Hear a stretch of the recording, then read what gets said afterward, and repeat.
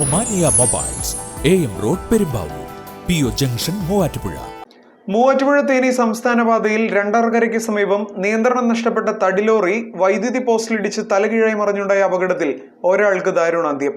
ലോറിയിലെ സഹായി ഈരാറ്റുപേട്ട സ്വദേശി കുഴിവേലിപ്പറമ്പിൽ അബ്ദുൽ ലത്തീഫാണ് മരണമടഞ്ഞത്.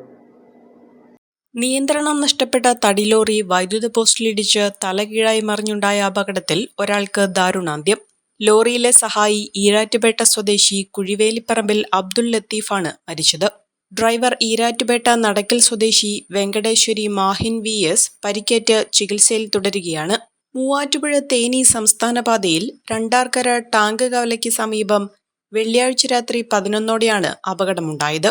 കല്ലൂർക്കാട് ഭാഗത്ത് നിന്ന് മൂവാറ്റുപുഴ ഭാഗത്തേക്ക് പോവുകയായിരുന്ന ലോറി നിയന്ത്രണം നഷ്ടപ്പെട്ട് റോഡരികിലെ വൈദ്യുത പോസ്റ്റിലിടിച്ച് തലകീഴായി മറിയുകയായിരുന്നു.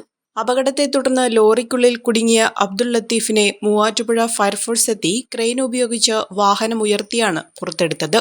ഗുരുതരമായി പരിക്കേറ്റ അബ്ദുൽ ലത്തീഫിനെ ഉടൻ തന്നെ മൂവാറ്റുപുഴയിലെ സ്വകാര്യ ആശുപത്രിയിൽ പ്രവേശിപ്പിച്ചെങ്കിലും ജീവൻ രക്ഷിക്കാനായില്ല.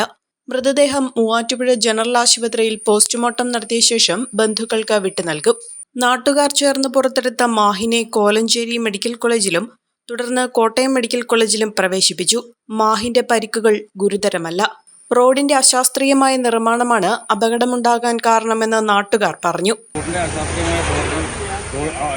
അവിടെ വരുമ്പോൾ റോഡ് വീതി കുറഞ്ഞ് വളവ് നിവർത്താണ്ട് ഈ റോഡിന്റെ നിർമ്മാണം നടന്നുകൊണ്ടാണ് ഇവിടെ തുടർന്നുണ്ടായ ആക്സിഡന്റ് ഉണ്ടാകുന്നത്. ഇതിനൊരു ശാശ്വത പരിഹാരം കാണണമെന്നാണ് എനിക്കും പറയാനുള്ളത്. ഇതിനു മുൻപും നിരവധി അപകടങ്ങൾ ഇവിടെ നടന്നിട്ടുണ്ട്. മൂവാറ്റുപുഴ റോഡിന്റെ അഴിമതിക്ക് കൂട്ടുനിന്നവരാണ് ഇവിടെ LDF, UDF, BJP എല്ലാ പാർട്ടിക്കാരും ഈ അഴിമതിക്ക് കൂട്ടുനിന്നവരാണ്. അതിന് ഇത് അശാസ്ത്രീയമായ ഒരു തൊഴിലാണ്. ഇത് ചെയ്യേണ്ട രീതിയിലുള്ള റോഡ് പണിയല്ല നടന്നുള്ളത്. 7 മീറ്റർ DPR വഴി വന്ന റോഡ് 10 മീറ്റർ DPR മാറ്റി കൊണ്ടുവരാൻ സാധിച്ചിട്ടുണ്ട്. പക്ഷെ അതേസമയം ഈ അശാസ്ത്രീയമായ ഈ നിർമ്മാണത്തിൽ KSTPക്ക് മുഖ്യ പങ്കുണ്ടെന്ന് ഇത് പറയാതിരിക്കാൻ നിവൃത്തിയില്ല. ആയതിനാൽ ഇതിനൊരു എതിരെ ശക്തമായ ഒരു പ്രതിഷേധം തന്നെ ഈ നാട്ടിൽ വേണ്ടതാണ്. ഇപ്പോൾ ഇത് 14ാമത്തെ അപകടവും 4 പേരുടെ മരണത്തിനിടയാക്കിയ സംഭവമാണ്. GGC HK private limited, Nazareth Marthoma church campus, MC road, Mannur, കീഴിലം.